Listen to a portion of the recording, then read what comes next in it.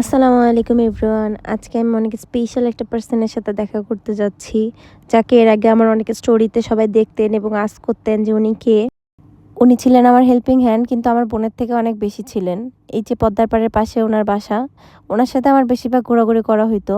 আর ওনার মেয়ে আবার বলতেছে আমি আন্টির ভিডিও টিডিও দেখি, আমি ওনার ভিডিওতে থাকবো। এটা ওনার বাসা, আর এই হচ্ছে ওনার মেয়ে।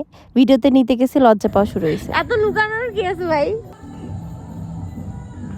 বলেন আমাকে ছাড়া কেমন লাগতেছে আপনার জীবন এখন? হ্যাঁ, ভালো লাগে না, তারপরেও চলতে হয়। হ্যাঁ, আপনি তো ব্যস্ত মানুষ, আমার কাছে যাওয়ারও সময় পান না। মনে পড়ে না আমার কথা মাঝে মাঝে? তা তো পড়েই না, দুষ্টু মিষ্টি একটা মেয়ে। এই হচ্ছে শিরানি আপু। ওনার চোখের একটা অপারেশন করার কারণে উনি হচ্ছে কাজগুলো বাদ দিতে হয়। তো উনি চাচ্ছিলেন আমার বাসার কাজটা করতে, কিন্তু ওনার চোখে তো প্রেশার দেওয়াই যাবে না এখন। তবে উনি রিসেন্টলি কাজ শুরু করবেন।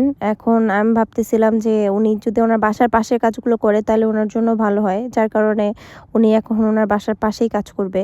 যদিও আমার কাজ করবে না, কিন্তু আমাদের বন্ডিংটা এমনই থাকবে ইনশাল্লাহ। বাই বাই দিয়ে দেন রানী আপু।